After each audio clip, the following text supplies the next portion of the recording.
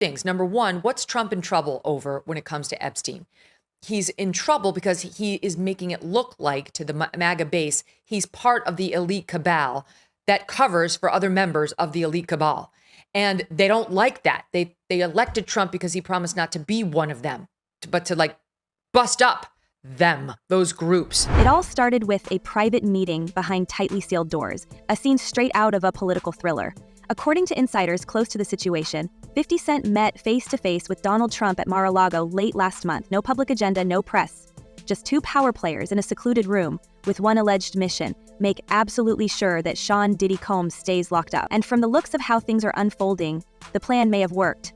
Diddy, once the untouchable mogul of Bad Boy Records, now sits in a concrete cell at Brooklyn's Metropolitan Detention Center, denied bond yet again, while 50 Cent posts laughing memes and luxury yacht selfies like a man who just delivered the finishing move in a decades-long rivalry. Don't trust nobody. In Hollywood, specifically, when you get there, a lot of people don't know how to say no. That's the difference between New York City and California. We're told this meeting wasn't casual. The atmosphere was cold, calculated.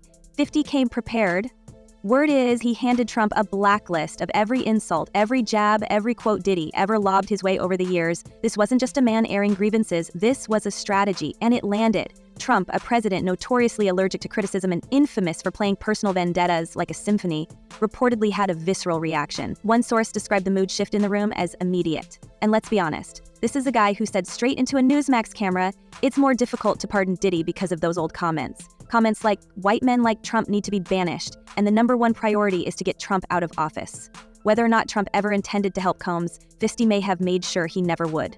For Diddy, the timing couldn't have been worse. Just weeks earlier, there were whispers he had a shot that Trump was seriously considering a pardon. The momentum was building. Some of his inner circle were quietly lobbying the White House. Publicly, Trump gave cagey responses like, "I'd certainly look at the facts, and whether they like me or not, he'd be willing to help." If he thought someone was mistreated, it looked for a moment like the mogul might pull a comeback and walk out of this mess. But that moment slammed shut, because while Diddy's team was building a case, 50 Cent was waging psychological warfare, not just with Trump, but with the entire media ecosystem. Every meme, every joke, every sly, perfectly timed troll post. He wasn't just celebrating Diddy's fall, he was framing it as a justice, and aligning himself with a man holding the pardon pen. I was very friendly with him. I got along with him great, and seemed like a nice guy. I didn't know him well. But when I ran for office, he was very hostile. He said some not so nice things about you, sir. And yes. It's hard, like you, we're human beings. Right. And we don't like to have things cloud our judgment, right? But when you knew someone and you were fine, and then you run for office, and he made some terrible statements. And here's where it gets even more unhinged. According to 3 sources, one a former associate of Combs, one a political strategist who's worked with Trump campaigns, and one ex-music executive with ties to both camps, Diddy's team made a last-ditch offer that turned heads and raised alarms. The claim? They offered Trump access to confidential files, possibly linking him to Jeffrey Epstein. That's right, a Hail Mary from behind bars. The implication being, help me and I help you, disappear some names. We don't know if those files are real, we don't know if Trump ever looked at them, but we do know that shortly after this alleged offer was floated, Trump's tone changed from maybe to a hard probably not. And he did it live on air. Diddy was very hostile when I ran for office, Trump told Newsmax, made some terrible statements. Then came the quiet part out loud.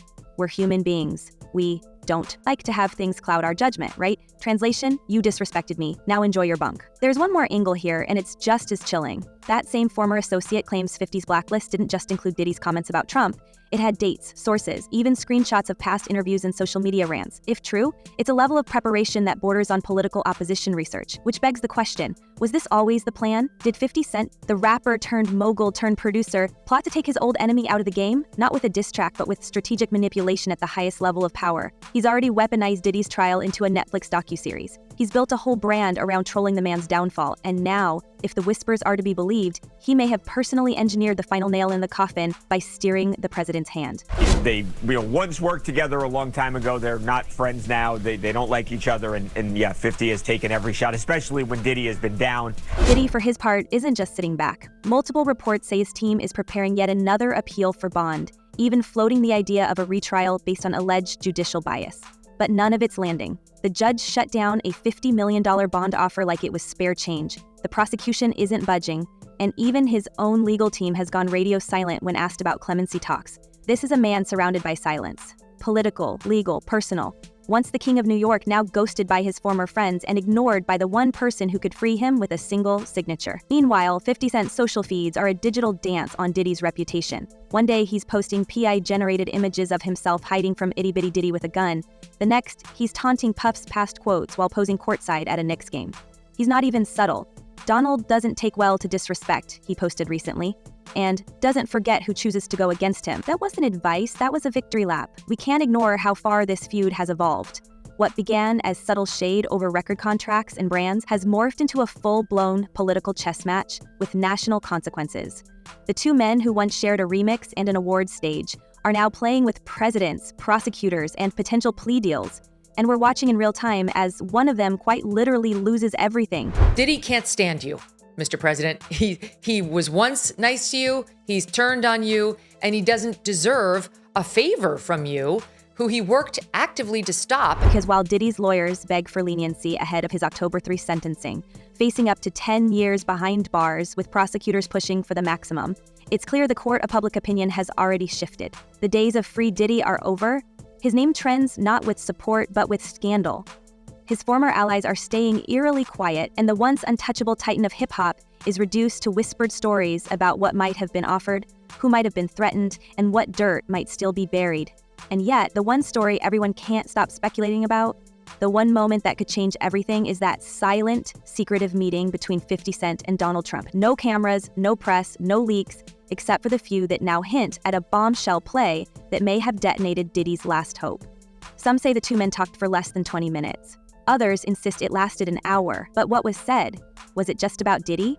Or was it something deeper, a transactional power move cloaked in loyalty and wrapped in vengeance? In the documentary, I think a lot of people thought that he was just joking around. It turns out he's not. So this is actually a real project that's being made under his G-Unit movie. What we do know is that since that meeting, Trump has made his position brutally clear. Diddy's past words were terrible. A pardon would be more difficult. And 50 Cent? He's been nothing but loyal, helpful, strategic, exactly the kind of ally this administration rewards and exactly the kind of enemy you don't want to cross. As Diddy sits behind bars, betrayed by former friends and ignored by those he once called allies, 50 Cent celebrates his greatest victory yet. But what really went down in that mysterious meeting with Trump? And how far will 50 go to ensure Diddy never breathes free air again? The secrets, revealed next, will leave you speechless. And now, beneath the gloating and the memes, a far darker narrative is starting to emerge, one that could flip the script entirely. Because if even a fraction of the whispers circling Diddy's legal collapse are true, then 50 Cent didn't just celebrate his rival's downfall, he engineered it. 3 independent sources, all with deep ties to the music industry's legal corridors, claim 50 Cent may have done more than lobby Trump with an ego-baiting blacklist. They say he fed information directly or through intermediaries to federal authorities. Dates, names, locations, even surveillance footage leads. One former producer who's worked with both men said flatly, 50's been sitting on receipts for years. The feds didn't just find Diddy, they were handed a map. This isn't the first time 50 has been accused of running long-term plays with surgical patience. In 2024, he reportedly began funneling resources into a now-sold Netflix docuseries, chronicling the full scope of Diddy's controversies, from the freak-off parties to the lawsuits, the settlements, the whispered deals. The series was marketed as journalism, but several segments were built on sealed depositions, anonymous interviews, and highly specific timelines that hadn't been made public. Insiders close to the production claim key segments were suggestively edited to steer public opinion just as Diddy's trial began. The motive? Viewers assumed it was entertainment. But industry insiders now wonder, was it a smokescreen for something far more calculated? Are you surprised by the evidence that's already coming out in the criminal trial? No, I'm not surprised. I experienced some of those things. Witnessed violence. If 50 Cent truly leveraged his platform to poison the jury pool, manipulate public outrage, and sway potential pardon decisions, then we're not looking at a feud anymore. We're staring down the barrel of a media-driven takedown engineered by a rival who never forgave and never forgot. That's not just beef.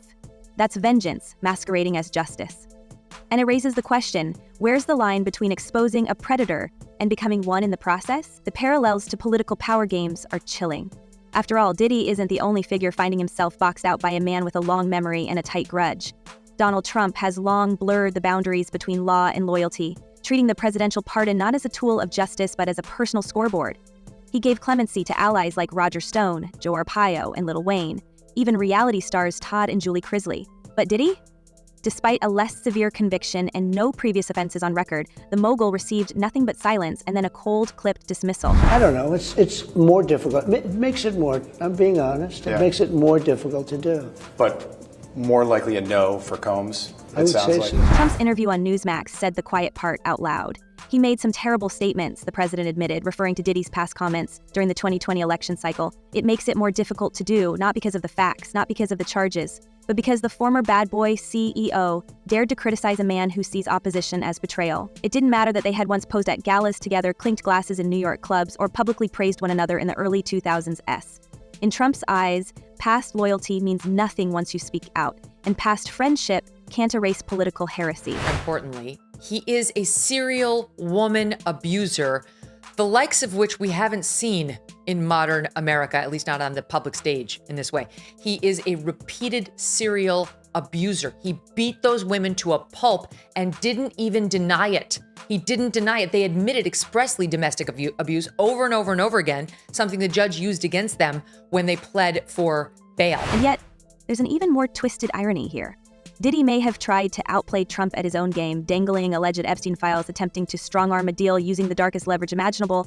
But if that offer really existed, it seems to have backfired in spectacular fashion. Instead of fear, it sparked retaliation. Trump's team reportedly cut all back-channel communication after that point. Some close to the administration even believe it sealed Diddy's fate, not just in the court of law, but in the Oval Office as well. The mogul's last move may have been his biggest mistake.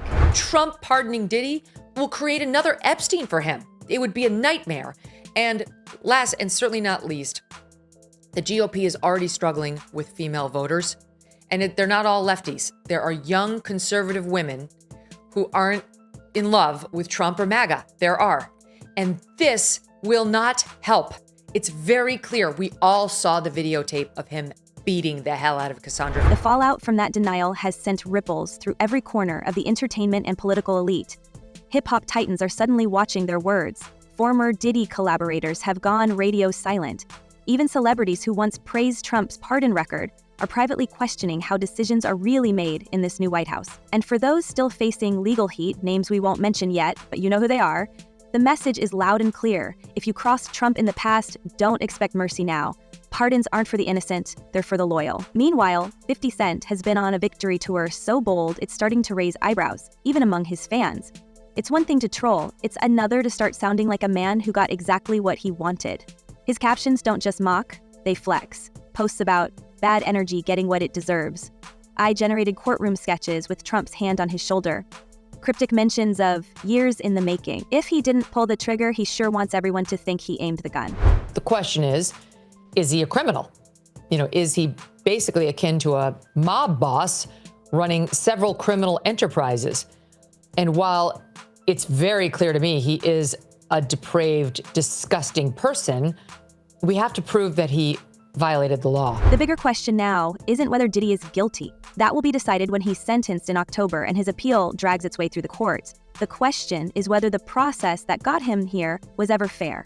Was the justice system used or used up? Did 50 Cent cross a line from righteous exposure to weaponized obsession? And is Trump still functioning as a president? Or just settling old scores with the help of strategic whisper campaigns? We may never get the full truth. Most of the players involved aren't talking.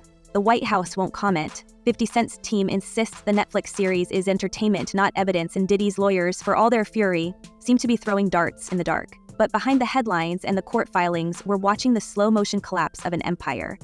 Bad Boy isn't just bruised, it's gutted. Sponsors gone, friends vanished, legacy tainted beyond repair. How many people came through his orbit? How many people could this have happened to? And how did he get away with it for so long? But even as Diddy's reputation disintegrates in public, what lurks behind sealed evidence lockers may be even more explosive. During the high-profile FBI raids on his properties in Miami and LA, authorities seized a trove of items that sources describe as deeply disturbing and potentially incriminating. Among the haul were reportedly over 1,000 bottles of lubricants and oils labeled by investigators as freak-off supply, as well as multiple encrypted hard drives, handwritten journals, and old-school camcorders that appeared to be deliberately hidden behind false walls. Several insiders familiar with the federal probe suggests that these weren't just personal indulgences. They were assets, leverage. Files kept not just to relive sordid memories, but to control narratives and ensure silence. The contents of those devices remain tightly guarded, but rumors are already spiraling within elite entertainment circles. A former employee who worked in Diddy's inner circle during the late 2010s claims that some footage allegedly captured A-listers in compromising moments that could destroy brands, careers, and marriages if ever made public. The same employee alleges there were coded catalogs documenting which tapes featured which guests, raising the specter of a decades-long operation built not just on excess, but on quiet intimidation. If this cachet proves real, and if the files ever see light, we're not just talking about one man's fall from grace, we're looking at a potential industry purge, a reckoning that could redraw the map of power in Hollywood and beyond. Well, the things that I experienced with him were monster-like. That stuff almost destroyed my life. For now, federal officials remain silent, and no additional charges have been brought related to the materials seized. But the silence feels less like closure and more like the eye of a storm. With mounting pressure to disclose the findings and growing suspicion that prosecutors are holding back to avoid implicating influential figures, the vaults inside Diddy's homes may hold more than secrets. They may be ticking time bombs. And if even a fraction of the speculation proves true, this scandal could grow far larger, far darker, and far more entangled than anyone is prepared to admit. And yet, for all that damage, there's a faint pulsing undercurrent of unease. Because if a global music mogul can be taken down by a rival's chess game, if a presidential pardon can be blocked by a few words in an old interview, and if documentaries can convict before judges do, then we're all playing a different game now. One where truth is flexible, justice is personal, and power flows to whoever controls the narrative. And then what's the stuff that's happening with Wendy Williams? You think this is all connection to? Of course! Diddy's empire is crumbling, his fate seemingly sealed by enemies old and new. Yet, with whispers of blackmail, planted evidence, and secret files surfacing, the question remains, is this truly justice or the ultimate trap? And if 50 Cent can manipulate a president, who's really pulling the strings? Let us know what you think in the comments. Is 50 a genius, or did he go too far? Until next time, stay sharp, stay curious, and don't blink, because the next twist is already in motion.